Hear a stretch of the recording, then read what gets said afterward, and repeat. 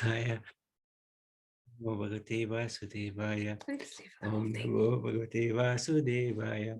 So, Hare Krishna, everybody. Thank you very much for joining today on this nice, glorious, sunny day in South London. And we'd like to seek your good wishes and your blessings so that we can continue with the overview of the 9th Canto, chapter 16 through to chapters 18. So, this is a very nice verse from chapter 16, text number 27.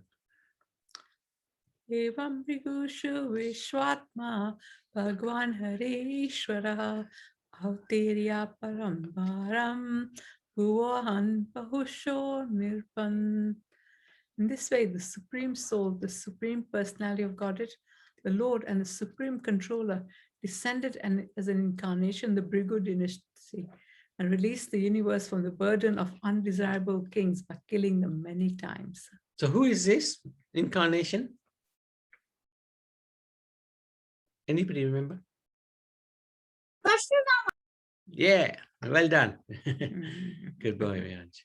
So it's entitled Lord Parshuram Destroys the World's Ruling Class. So the summary of this chapter, overall summary, when Jagdagni was killed by the sons of Kartaviri Arjun, as described in this chapter, Parshuram rid the entire world of Kshatriyas 21 times. This chapter also describes the descendants of Vishwamitra. So when Lord Parshuram, he was given this order at the end, if you remember yesterday, by his father, why did you kill the king? So now you should go to all the holy places and purify yourself of the sin that you have committed. So when Parshuram was given the order to visit the holy places by his father, he immediately agreed, saying, let it be so. And so 1 year, 1 full year, he traveled to holy places. And then he came back to his father's residence. So one time when Jamdagni, his wife Renuka, went to get some water from the Ganga for Yajna, and the sons were also not there. Jamdagni's sons had also gone out. So seeing this, oh, sorry, no, I got that bit wrong. When she went to the Ganga, she saw the king of the Gandharvas enjoying the company of Apsaras. And she became captivated, tempted. And she was somewhat inclined towards him. So she failed to bring that water on time for the fire yajna. And Jamdagni, he was a yogi. He was a Brahmin and a great sage. He understood what was the delay and the mental state of his wife. He became very angry and he told his sons to kill their mother. That's pretty heavy going, huh? But the sons did not carry out his order. So then the father, he ordered his youngest son, Parshuram, to kill his brothers who had disobeyed his order and to also kill his mother, who had mentally committed adultery. So now, this is a really unusual request. It's quite OTT, over the top.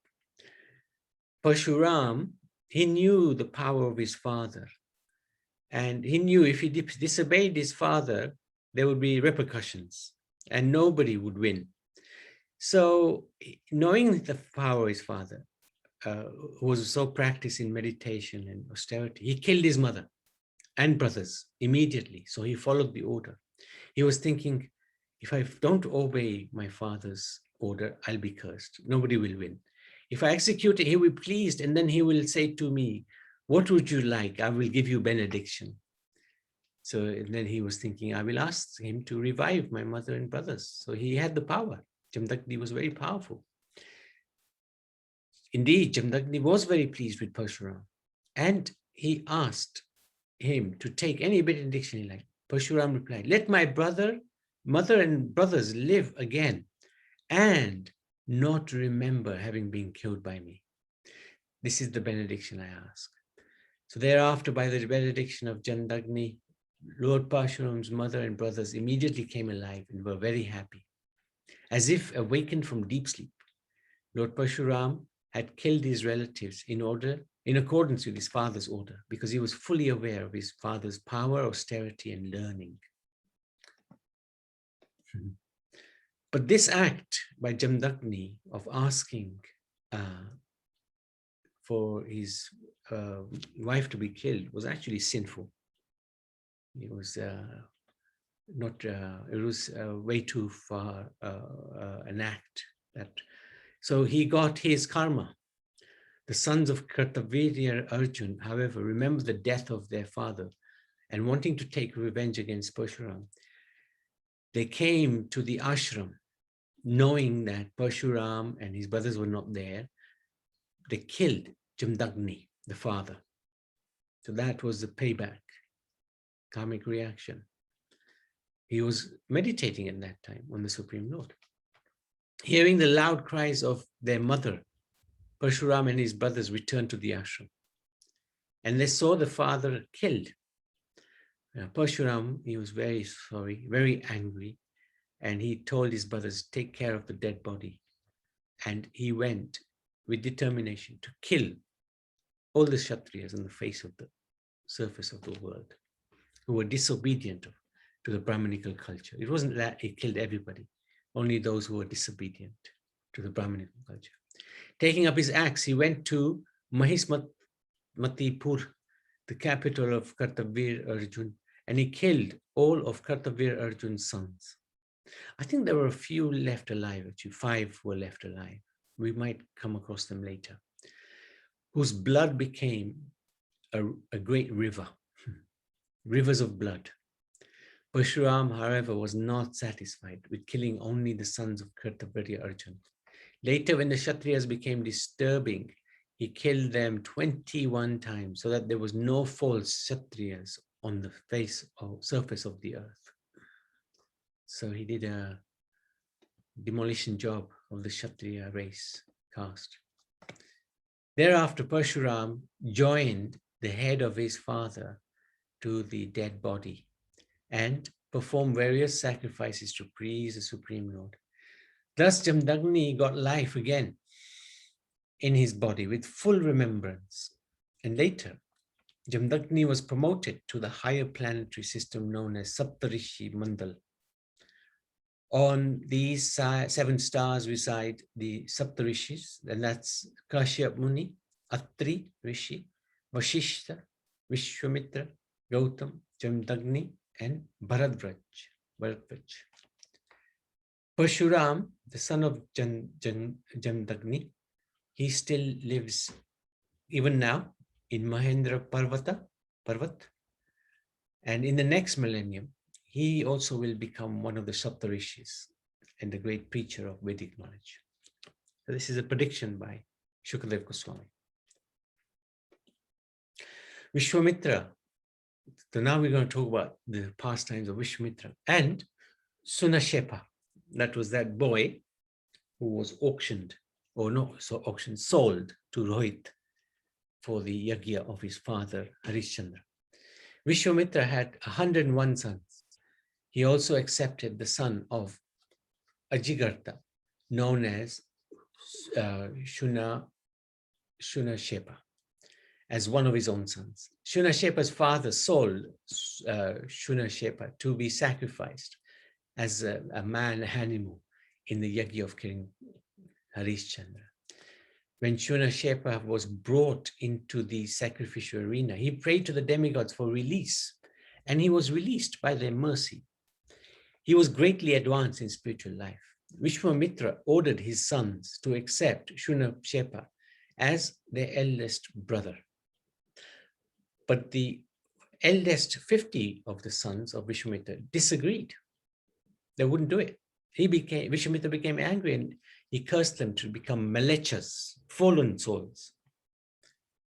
But the younger 50, seeing the strength of their father, along with the middle son, the 50th son, I suppose, 51st son, Madhuchanda, 51st son, the middle son, they all accepted Sunapesha as the eldest brother, and they obeyed Vishwamitra's order. And they were all blessed to have many children of their own. So this is a pastime of Shunashepa and Vishwamitra. He adopted Shunashepa. He's one of his sons, and he wanted all his sons to accept him as the eldest because he was spiritually very advanced. Any questions, any comments? Okay, let's go on to the next one. Now, this is a really interesting chapter, and it took hours and hours of preparation. Go on, read this verse. Shyasakashestat putro rasto dirghatma pita dharmantre dirghatam masa ayurveda pravartaka yagna bhuk vasudevam shah smrita matrati nashana. The son of Kashya was Kashi, and his son was Rashtra, the father of Dirghatma. Dirghatma had a son named Dhanvantri, who was the inaugurator of the medical science and an incarnation of Lord Vasudeva, the enjoyer of the results of sacrifices. One who remembers the name of Dhanvantri can be released from all disease. I like this. One who remembers the name of Dhanvantari can be released from all. So let's remember Dhanvantari. Okay, now, are you guys ready? This is a long chapter. Here we go. Dynasties of the sons of Pururava. And there, there it is. That's the whole chapter. It's just names after names after names after names. So, what do you think? It's just the order. Basically, Ayu had 5 sons, Right. and then Downwards. but you don't have to. What do you think? Let's just go through the main ones, isn't it? Okay. Yeah. So the five sons of Nahusa, Kshatravrida, Raji, Rabha, and Anena. And then Nahusa, the main sons of Nahusa are Dhanvantri, Dyuman, Alarka. That's probably it. Yeah, that's it. So we can look Dhanvantari, the incarnation Vasudeva. Inaugurator of medical science. One who remembers his name can be released from all disease, different from Dhanvantri who appeared in the Samudra Manthan. So this is a different incarnation. This is Wow. Interesting. Yeah, Okay. Interesting. And Alarka, he ruled the earth for 66,000 years. And Dyuman is also known as Patardhan, Satrujit, Vatsa, Ritudwaj, and Kuvalyashva. That's him here. Okay. And then the other one is Raji. So Raji's story says, on the request of demigods, Raji killed the demons and gave the heaven to Indra. Indra, fearing the demons, returned the heaven to Raji. When Raji died, Indra begged Raji's sons to return the heaven, but they didn't. They considered it their father's inheritance. But they gave Indra his shares of sacrifice. Brihaspati later offered oblations in the fire so that Raji's sons would fall from moral principles. When they fell, Indra killed all of them easily and took heaven. So it's cutthroat stuff in heaven. Heaven and hell. This world is cutthroat. So that's, and then who is this? Santaraj, self-realized soul, did all kinds of I did rituals, but no progeny after that. So that's chapter 17. Any questions? It's a lot of philosophy, now a lot of names rather. Okay, let's go to the next one. Chapter 18. Okay, go. Ema varsha sahasrani manashaste manasukam vidadanopi nyatrapyat sarva bhoma katendriyaha. Although Maharaj Yayati was the king of the entire world, and he engaged his mind and five senses in enjoying material possessions for 1,000 years, he was unable to be satisfied.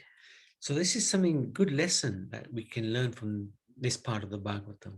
Yayati, we'll see his pastime, how he wanted to enjoy material life. And he did for 1,000 years, but still it did not give him satisfaction. So something that we have to really get into our psyche, that we may try to, live in this world to enjoy it, but whatever we do, we're not going to be happy, not going to be satisfied. So this is entitled King Yayati Regains His Youth. And the overview of this chapter gives the history of King Yayati, the son of Nahusa, among Nahusa. So where is he here then?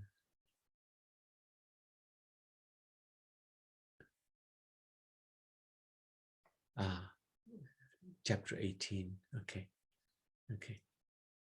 So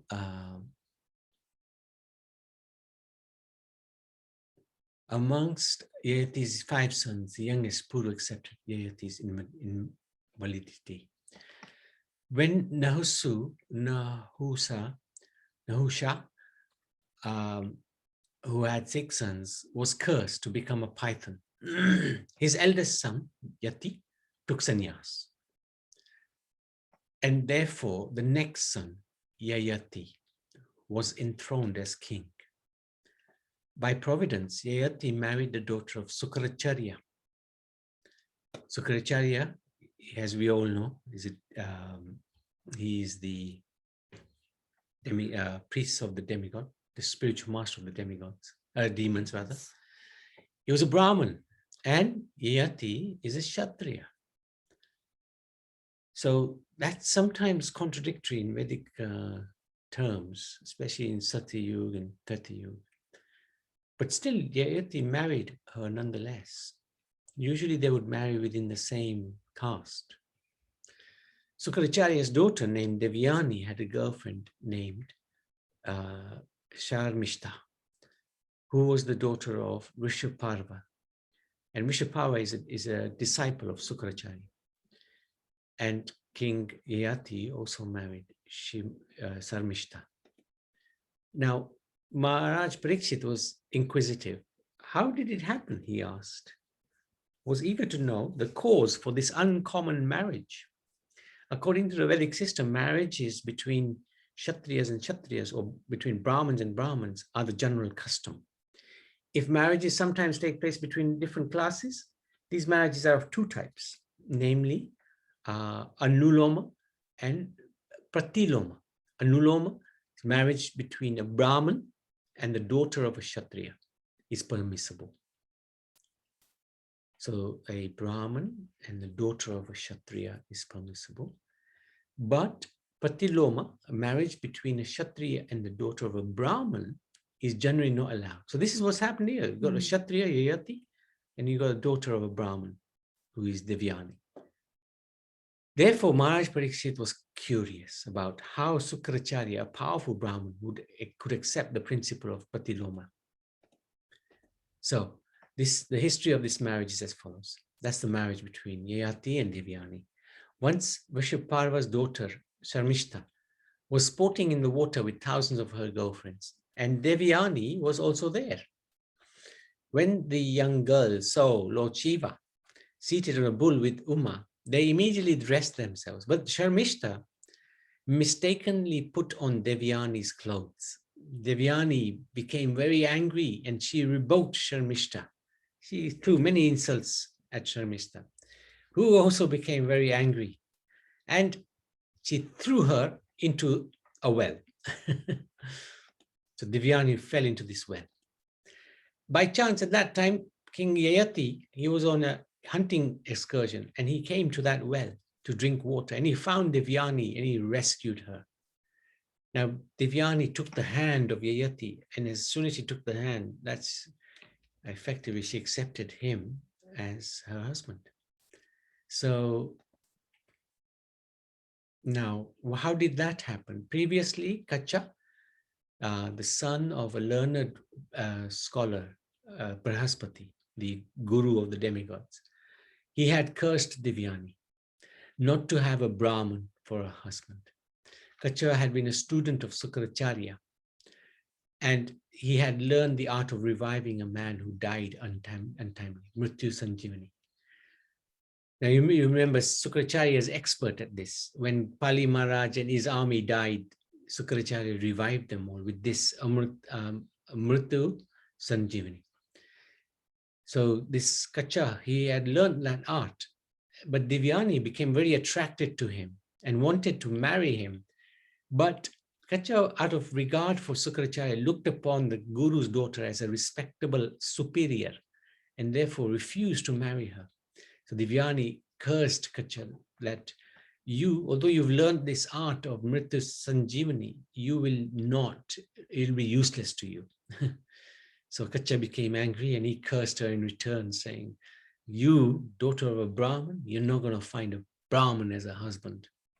So there you go. This is Nahasu and the 6 children. This one takes sannyas. So Yayati took the next kingdom and he's going to marry Devyani. So this is Lord Shiva and Uma Devi, and these are the girls who dressed themselves. So Devyani now, she was rescued by Yayati, but she also was very angry. She told her father about some Shamishta's behavior. Now Shukracharya, he didn't really want to get involved in this, but unfortunately this was her daughter, his daughter, and a disciple. So he felt obliged to chastise Vishwaparva, Shamishta's father. Now, there's a very nice couple of verses here which explain about the Brahmins, the spiritual masters. When a Brahmin adopts the profession of a kapota is a pigeon, he lives by collecting grains from the field.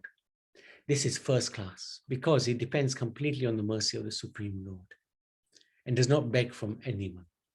So Sukracharya was thinking at that time, I wish I was a kapota, just depending on the Lord for whatever comes to me. I don't have to beg for anything. Although the profession of begging is allowed for a Brahmin or a sannyasi, one does better if he can avoid such begging and depend simply on the mercy of the Lord.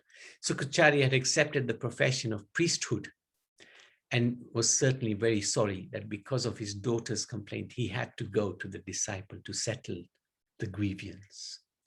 So part of the duties of the priest is to accept disciples, is to also beg. So from the disciple, they would ask for dakshina. So Sukracharya was very sorry that he was in this profession.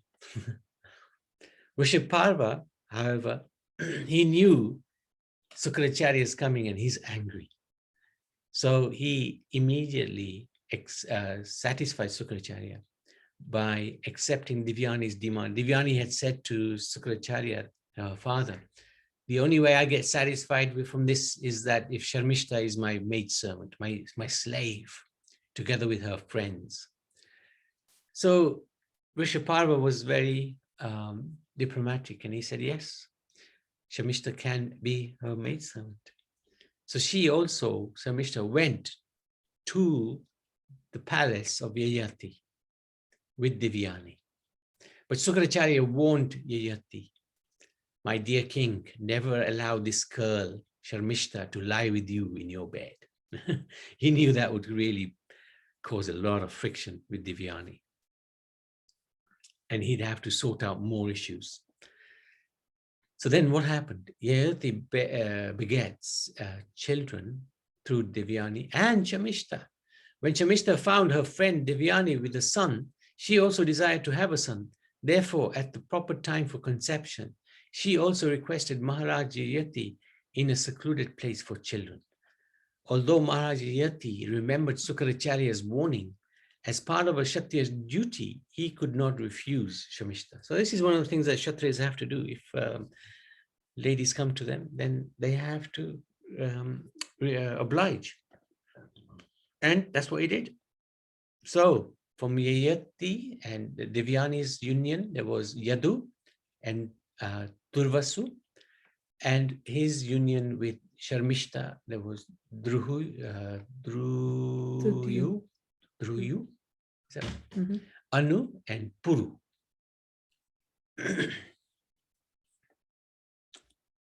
So more headaches. When Sharmishta became pregnant, Devyani heard from a Brahmin and was very envious. In great anger, guess where she went? Home to dad. She immediately left her father's for her father's house and told her father for everything. Told her father everything. So here we go again. Sukaracharya is usually in a dilemma. King Yayati, he followed the wife. He caught her. He tried to appease her by speaking pleasing words and massaging her feet, but he could not satisfy her by any means. Sukaracharya, again, he had to become angry. And he cursed Maharaj Yayati to become old. You're going to lose your youth. But when Yayati heard that, he begged Sukaracharya, look, be merciful to me. I haven't satisfied my lusty desires, and nor has your daughter's lusty desires been satisfied. So I will be suffering, but your daughter will also be suffering. So Sukaracharya understood, and he said, okay, I'll give you a benediction that you can transfer your old age and your invalidity to some young man who exchanges it with you. Okay. So Yayati then, he requests his sons to take his old age. So he had 5 sons. So he requested Yadu to take his old age for Yadu's youth. But Yadu explained that no, he can't give up his youth because he wants to use it to attain the renounced order in the future. So that's a good reason not to exchange. Otherwise, there's an obligation to do what the father says. Next, Yayati requested Turvasu, Druyu, and Anu.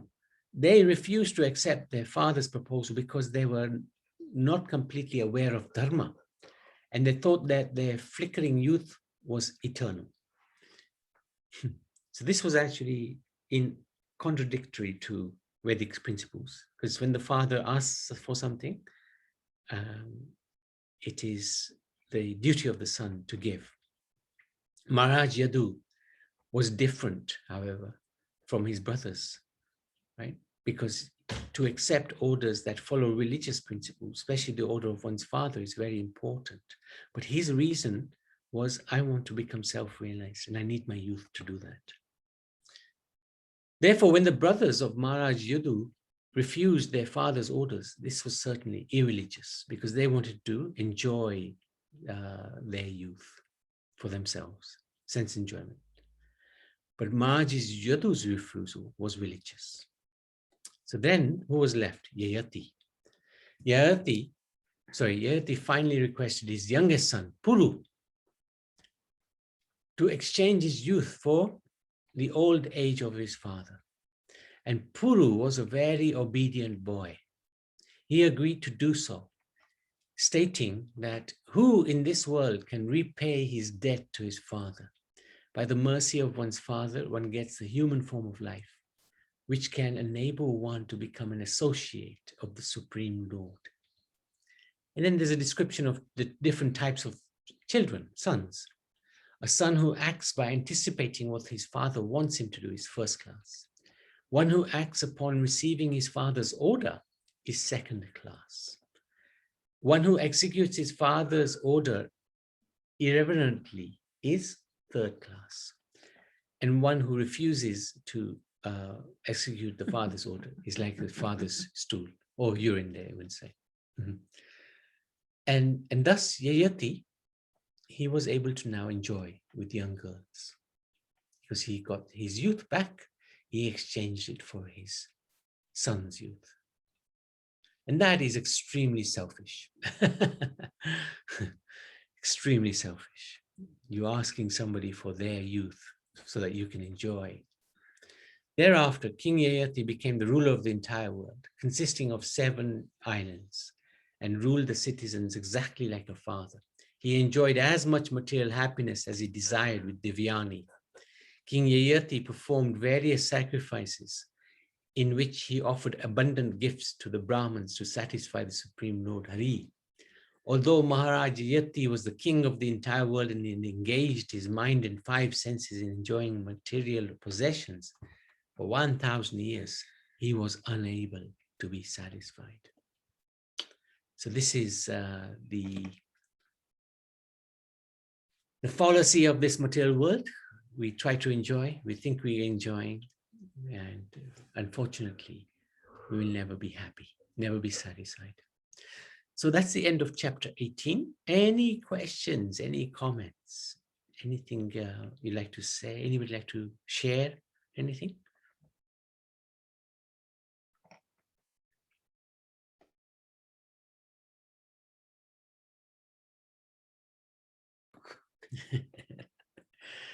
Okay, so let's Hare Krishna, Karuna.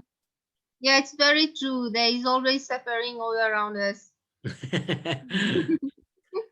Yeah, absolutely. It's like a little bit like your example at the moment, you know, the toothache. Exactly.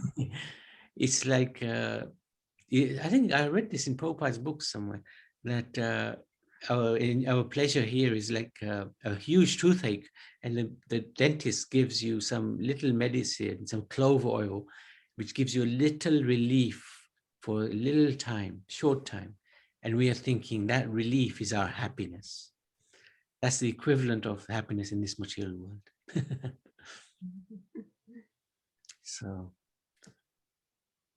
but it's hard. Hare Krishna. Yes, Prabhu, you know, the son is a glory of a father. Do you agree with me? Yeah. Okay. But you know, I have a son who is a teacher. Oh, he has very great respect for me. Whatever I say in this world, whatever I told him, he accepts and never refuses. And now, due to this pandemic, every shopping he's doing all these things. And don't want me. Next 4 months I am in the house. I'm not the right to have not the right to go away.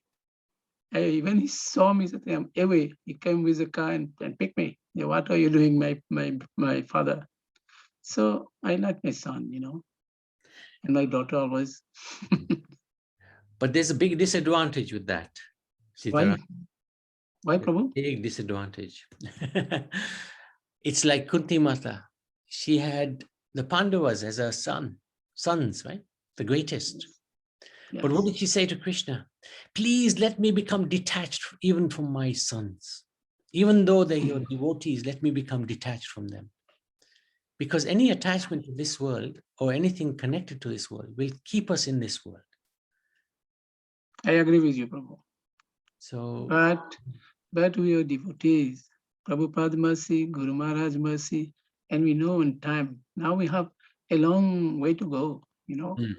But I know that chant the holy name, studies the books, all the Prabhupada books, then it will be okay for me. I knew that I will live them. And I want to get a very glorious death. Not death, but leaving the body. Okay, but we have a long way to go. Yeah, we all. Yeah. But sometimes it's the blessing of the Lord when he takes things away. Like Prabhupada, he had, he had so much wealth and so much, he had nice family, but everything was taken away. Every single thing was taken away. Yes, and one thing more. Guru Maharaj said, you just chant your holy names, study Srila Prabhupada's book, and my instruction, whatever I have said, I will come to take you back. But we know why Guru Maharaj is still on this planet. He knows how much devotion we are doing daily, or or was a bad, or still whatever we are doing. So I know that Guru Maharaj will come. I will wait for him at the last moment of my life. Don't make him work too hard. I beg your pardon? Don't make him work too hard. We have No, to he's not working. He is in his subtle body. A subtle body. What he will do? Not to do anything, but he knows whatever action we are doing, whatever chanting or whatever studying we are doing, he knows. Okay. But it is not only for me, for all his disciples. Do you agree with me, Prabhu? Yeah, but there has to be, it's a two-way track. It's not that he will just take us back. We have to also put the effort in. Yeah. Effort should be done. Yeah, I was listening to a lecture this morning, and there this devotee was just talking about how much we are putting into Krishna consciousness. So Krishna is looking, like the father is looking, thinking, okay, my son or daughter are doing this much. How much do they really want to come back to me? And depending on how much detached we are from everything, like he was saying, okay, you could say that I will, stop watching something, or I will give up something, and you will keep to that. So slowly you detaching yourself. And then Krishna is saying, yes, this soul is really wants to come back to me. So I will make the extra effort to help him. But if we're just saying, we're just doing lip service, saying, yes, Krishna, I want to become detached, but we're not making that effort. And Krishna will say, okay, I will wait until he is really serious, a bit like that, I think with Guru Maharaj as well, he knows how much detachment, or how much determination we have. Yeah, exactly. And so, but we still have to make that effort. We can't just say, okay, I'm trying, but we really have to. It's actions speak louder than words, basically. Yes, I agree with you. But somewhere in the Bhagavad Gita, the script is said, whatever action you are doing, I know.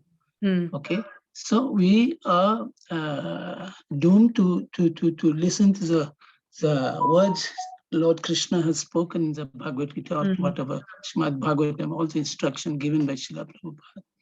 When we read all these things, every day we are following all these classes to say it is in our mind. We cannot divert. I'm not saying so. There is possibility. There are possibility for me to divert. But how I have already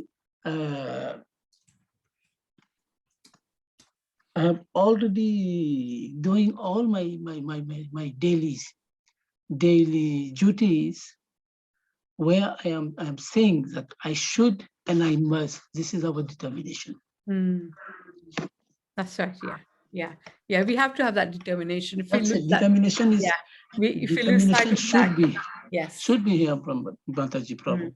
It's easy to become careless, like, Guru Maharaj, he'll protect, Prabhupada is there, no problem. They'll take care of us. And we lose our sadhana, we go easy, it doesn't matter, we don't have to get up early, we don't have to chant our rounds, Guru Maharaj is there. If we get into that mood, then this is a dangerous slope, Okay. But the four regulative principles are there. We are following them strictly and not associating with worldly person. Even if I saw my friend in the street, I do not even see their face. But swan, I just tell them, oh, hello, good morning, fine. You are fine, my friend? Okay. That's all. we should be stuck with such discipline so that we cannot be diverted. I am my son, deep devotee, my mother, my Dhanapatni devotee, and my young daughter. She is quite up and down. She will be getting married nearly next year. So, okay, Prabhu. All right. Thank you for sharing. Yes, Prabhu. Oh, actually, while you're on the phone, while you're on the thing, you might as well read these instructions. Yes. Yeah. I did it. Madhusudan is not here today, so you can read these. Okay, Prabhu. 17. Srimad Bhagavatam, instructions of our Canto 9, chapter 16. Srila Prabhupada instructs in his purport. Vasavan be karta viryarjuna Lord Pashpuram, Janmadagni, or whoever one may be, one must act very cautiously and sagaciously, otherwise one must suffer the result of sinful activities. This is a lesson we receive from Vedic literature. Chapter 17, from this verse, the son of Kashyap was Kasi, and his son was Rastra. The father of the Dirghatama had a son named Dhanvantari, who was the inaugurator of the medical science and an incarnation of Lord Vasudeva, the enjoyer of the results of sacrifices. One who remembers the name of Dhanvantari can be released from all disease. We are being instructed to pray and remember Dhanvantari to remain healthy, to carry out our devotional service, bhakti, to the Supreme Lord. Hare Krishna. Hare Krishna. Thank you so much. Thank you, Prabhu. Okay, yes.